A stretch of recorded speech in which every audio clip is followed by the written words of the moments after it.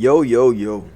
Sir Lemon back at it again para sa panibagong video. Sir Lemon nyo, nagbabalik na naman makalipas ang 10 years tagal ko na namang di nag-upload, busy na naman Sir Lemon nyo.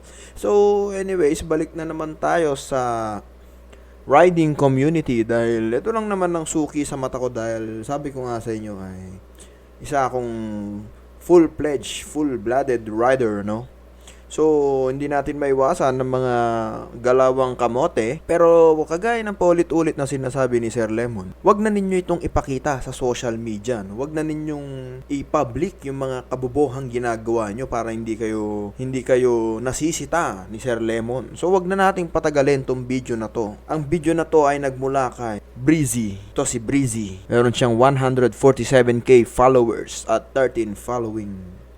To si Breezy, hindi ko alam kung si Chooks TV ba to o may halong Big Soto, Gago! So, ano ba tong ginawang kabalbalan ni Breezy, So, ito ang video ni Breezy, kung saan gumawa siya ng isang kabubuhan. Panoorin natin. Nervyosa. Alright, sa simula ng video, mga kalemonid, ayan, sabi nga sa inyo, riding community. May kita natin ng isang rider at isang kasama niya na rider din. Alright, magkasama silang dalawa at nag-uusap sila, Mayroon silang radio, Cardo ata yan. Ewan kung brand yung Cardo o anong tawag dun, Basta, ayun, nag-uusap silang dalawa. Alin? Hinawakan niya si Lady Rider. So, bali mga kalemonade, dito sa video na to nga pala, meron tayong dalawang bagay na i-emphasize, Ito ang papansinin natin. Unang-una mga kalemonade ay ang bawal gawin. Huwag tayong nagmumura. Yun lang naman. Baka kasi mapanood ng mga bata ito, Yan, puro mura tong video na to So, gusto ko lang naman i-minimize natin ang pagmumura, Yun lang, mga ka-lemonade, nothing special about riding, yung pagmumura. Magmura ka hanggat gusto mo, basta wala kang minumura. Oh my God! Alright. So, tuloy natin. Yawakan ka lang?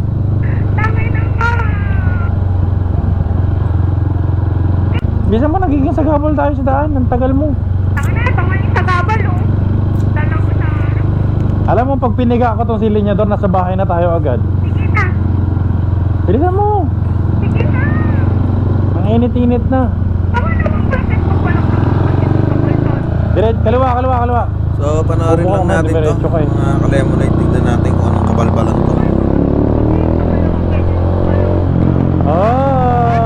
Alright. Distracted driving. Hindi natin alam kung may rules na against doon.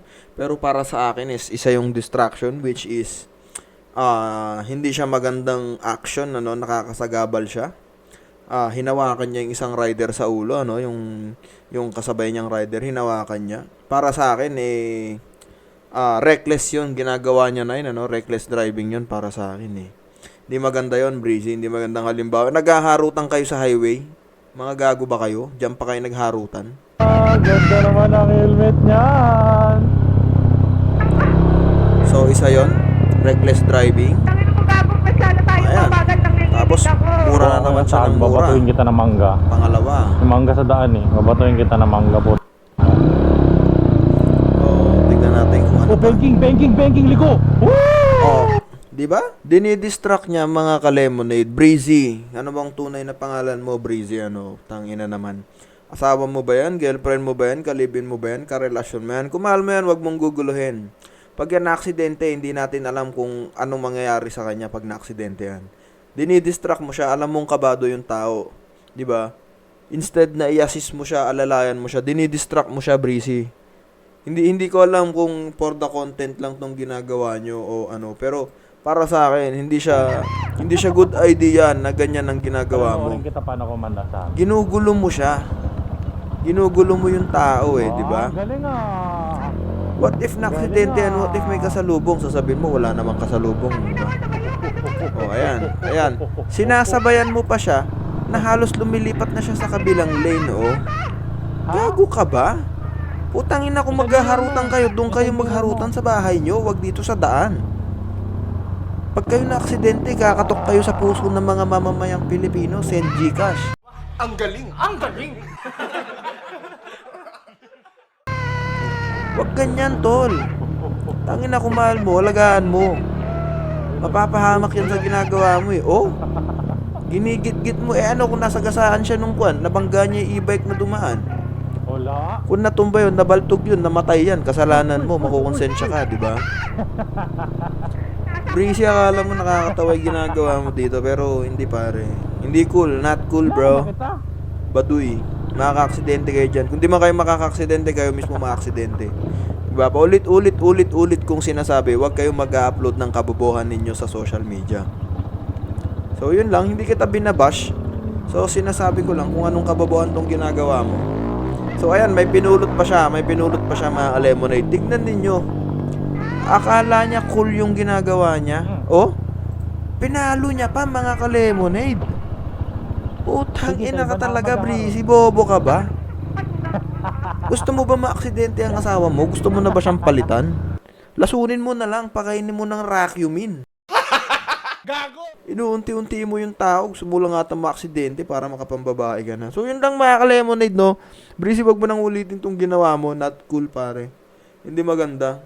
At ikaw naman na partner niya, wag kang pumayag na ginaganyan ka, maaksidente ka dyan, mamamatay ka dyan, makita ng magulang mo tong ginagawa niya sa'yo, Ay, Diyos ko, Breezy, akala mo nakakatuwa ka, punyeta yung mga ganitong mga vlogger, no? May content lang. May content lang talaga di ba? Hindi na sila nag-iisip. Nilamon na sila ng content. Hindi ko alam mo bakit meron tong 147k na followers, kabobohan naman pala yung ginawa. So, wag natin siyang i-judge na porke may isa siyang kabobohang nagawa, bobo na siya forever. Siguro for entertainment lang nila to, risky lang talaga yung entertainment nila, no? Pinakabobong entertainment na nakita ko na naman to. So, yun lang mga ka-lemonade, no? Tayong mga riders, maging maingat tayo lagi. At palagi tayong mag-iisip ng mga bagay na ina-upload sa social media.